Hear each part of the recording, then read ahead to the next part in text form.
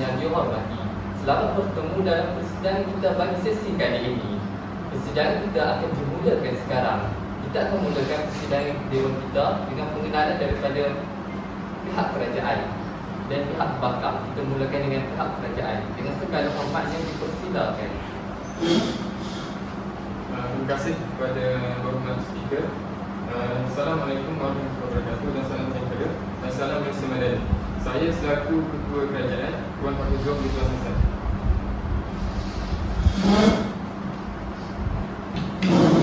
Assalamualaikum warahmatullahi wabarakatuh. Saya wakil daripada Pencadang. Nama saya Nur Nasma binti Abdul Aziz. Seterusnya kita teruskan lagi dengan pengenalan daripada pihak pembangkang. Dipersilakan ya. Assalamualaikum warahmatullahi wabarakatuh. Salam Malaysia Madani. Salam penantan bumi tercinta. Saya Muhammad Danish Aiban bin Hasdan selaku Ketua Pembangkang. Assalamualaikum warahmatullahi wabarakatuh. Salam tanah serendah seluruh bunga. Saya Siti Umairah binti Muhammad Asri selaku pembangkang yang kedua.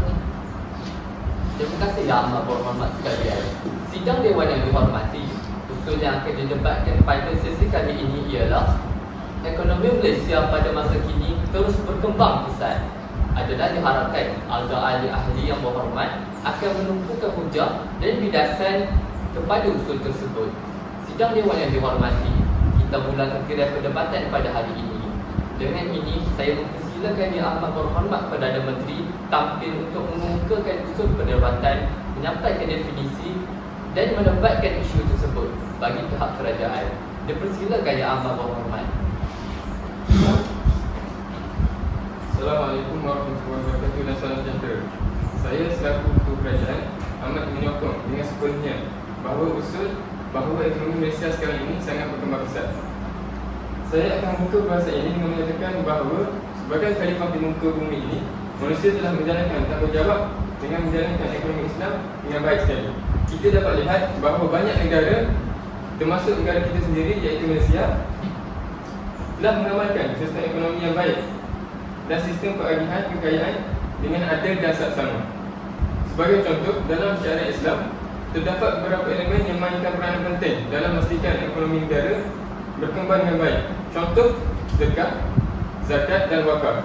Semua elemen ini sangat memainkan peranan penting dan menjadi satu instrumen yang berkait antara satu sama lain.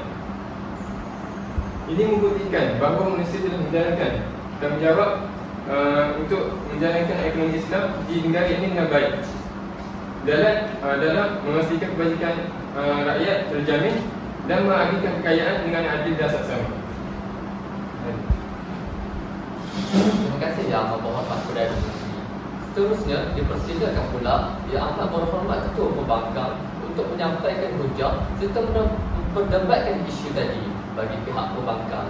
Dipersilakan Yang Amat Berhormat. Assalamualaikum warahmatullahi wabarakatuh. Bab kata bahasa mutiara kosong nyaring bunyi. Baik, saya dari pihak pembangkang menegaskan yang dilihat pada masa kini manusia gagal dalam menjalankan tanggungjawab sebagai menjalankan tanggungjawab ekonomi sebagai khalifah di muka bumi. Okey, contoh terdekat yang dapat terlihat adalah manusia gagal untuk menjalankan usaha seperti zakat, sedekah dan seterusnya menyebabkan ketidakseimbangan ekonomi. Yang dapat kita lihat contohnya di bumi Kelantan, pendalaman di Gua Musang, orang-orang pendalaman di Sabah dan Sarawak gagal mendapatkan bantuan zakat yang secukupnya. Sekaligus saya juga ingin menekankan bahawa tidak seimbang ekonomi yang di mana pada masa ini dilihat sehingga akhir Jun 2024 hutang kerajaan persekutuan berjumlah RM1.22 trilion yang menampakkan lagi kegagalan kerajaan dalam menjalankan ekonomi negara. Seterusnya, ramai juga yang hidup dalam keadaan kemiskinan tegak, sedangkan segelintir individu terus menimbul kekayaan. Ini jelas menunjukkan kegagalan manusia dalam menguruskan ekonomi secara adil seperti yang telah diamanahkan oleh Allah SWT. Terima Terima kasih Yang Berhormat Ketua Pembangkang. Seterusnya kita akan meneruskan lagi sidang Dewan kita dengan mendengar ucapan hadap bidasar daripada Menteri Kedua. Dengan segala hormat, dipersilakan. Maafkan saya, kita tidak boleh menafikan walaupun terdapat jurang kekayaan, usaha global untuk menerangi kemiskinan itu dapat menunjukkan peningkatan. Sebagai contoh, baru-baru ini kadar kemiskinan dapat menunjukkan keberkesanan yang rendah. Di Malaysia, program seperti bantuan sara hidup iaitu BSH ataupun program-program yang lain telah membantu golongan yang berpendapatan rendah untuk menerangi daripada kemiskinan. Ini menunjukkan bahawa manusia walaupun tidak sempurna tetapi berusaha sedaya upaya untuk memenuhi tanggungjawab mereka dari segi ekonomi. Maafkan saya pihak kerajaan.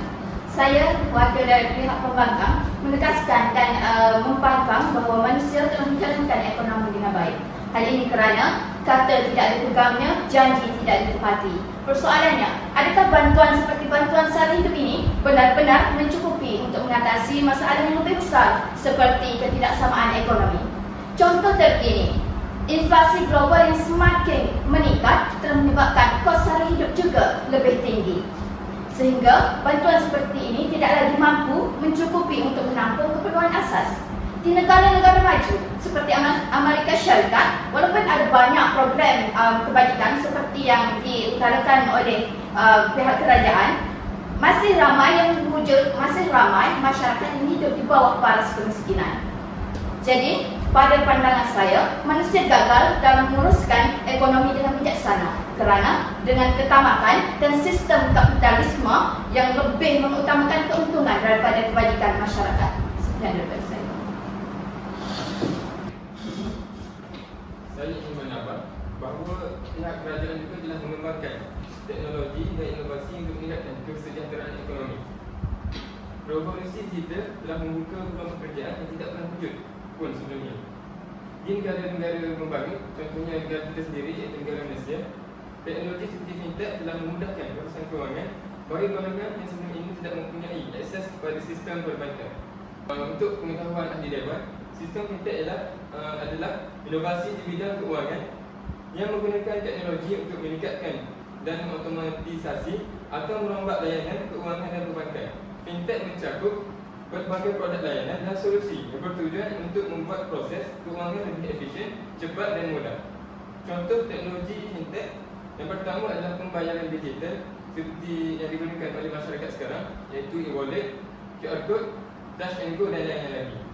Seterusnya adalah pinjaman online ataupun lebih dikenali P2P lending, platform yang menghubungkan peminjam memberi pinjaman tanpa melalui bank tradisional. Jadi sistem-sistem ini sangat memudahkan untuk rakyat-rakyat berurusan walaupun tiada sistem perbankan yang ada kepada orang-orang bertaraf tinggi. Ini menunjukkan bahawa pihak kerajaan bukan hanya untuk tengok sahaja, bukan hanya menunggu isyarat sahaja, tetapi sentiasa ada solusi dan alternatif untuk membantu rakyat supaya lebih mudah dalam urusan seharian. Sekian.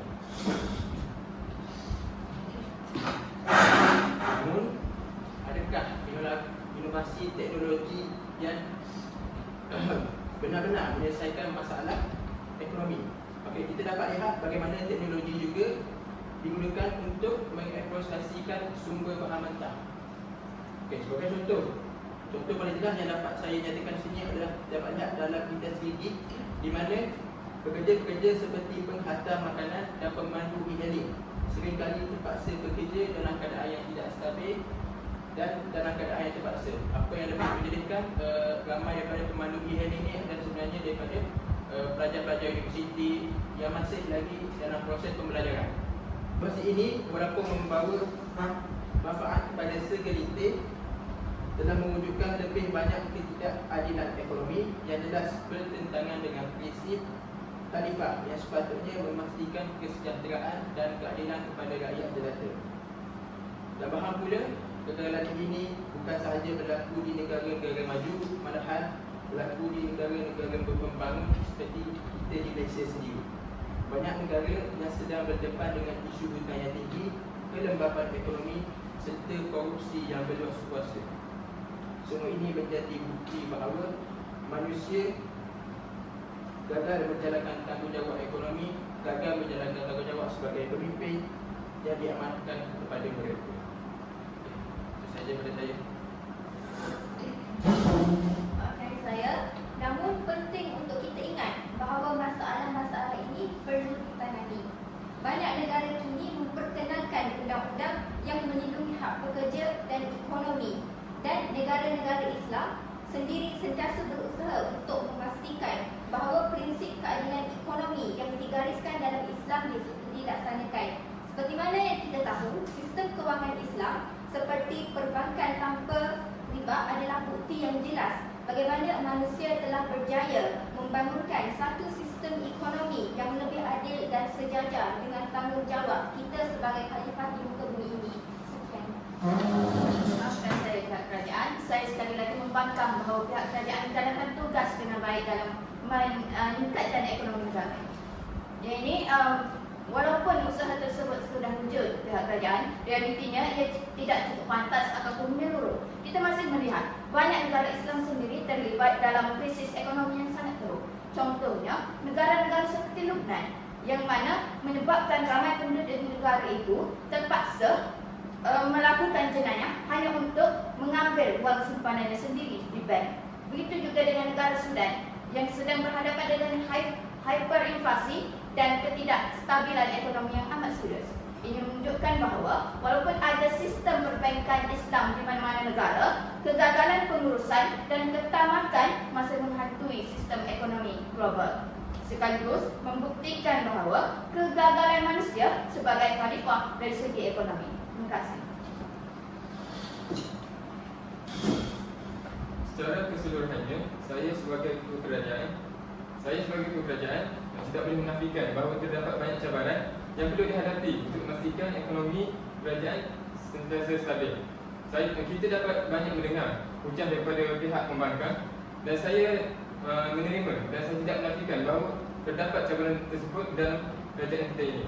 Secara keseluruhan, kami pihak kerajaan telah berusaha untuk menjalankan tanggungjawab dengan baik dan dari segi pengurangan kemiskinan global hingga kepada pembangunan teknologi yang membawa manfaat yang baik kepada masyarakat. Justru itu, apa yang kami lakukan ini sentiasa ada masalah dan kami sentiasa cuba untuk membaiki masalah itu. Membawa manfaat kepada berjuta-juta rakyat di dalam negara kita yang tercinta ini, iaitu Malaysia. Manusia telah menunjukkan kemampuan mereka untuk menjalankan amanah ini dengan baik dan saya sebagai ketua kerajaan menanggung tanggungjawab ini dan menanggung sebagai gelar khalifah itu untuk menjalankan tanggungjawab ini dengan baik. Dalam Al-Quran, Allah telah berfirman bahawa Qala Allah Ta'ala fi kitabih aziz, yang bermaksud tolonglah kamu dalam melakukan kebajikan dan takwa, dan janganlah kamu tolong-menolong dalam melakukan keburukan dan perkara-perkara yang fasad. Jadi melalui ayat ini kami pihak kerajaan cuba menjalankan tanggungjawab dan bekerjasama. Walaupun terdapat banyak cabaran yang dilalui, tapi kami sentiasa mencari jalan dan solusi untuk rakyat yang tercinta. Jadi sekian. Jadi sebagai kesimpulan, saya sebagai ketua pembangkang, saya tegaskan bahawa cabaran yang kita hadapi hari ini termasuklah ketidakadilan ekonomi dan ketamakan, menunjukkan bahawa manusia masih jauh untuk menjalankan tanggungjawab sebagai khalifah di muka bumi. Dari segi ekonomi, kita juga perlulah bermuhasabah dan mengakui kelemahan diri ini dan berusaha lebih keras untuk memperbaiki keadaan dan bukanlah melontarkan manifesto munafik yang akhirnya adalah hangat-hangat tai ayam. Dengan ucapan Ketua Pembangkang sebentar tadi, maka berakhirlah persidangan Dewan kita pada kali ini. Oleh itu, saya ingin memohon maaf atas kesilapan daripada pihak Dewan. Saya juga ingin mengucapkan syabas serentaknya kepada ahli-ahli yang berhormat serta seluruh sidang Dewan sekalian. Itu sahaja. Sekian, terima kasih. Aku pulang.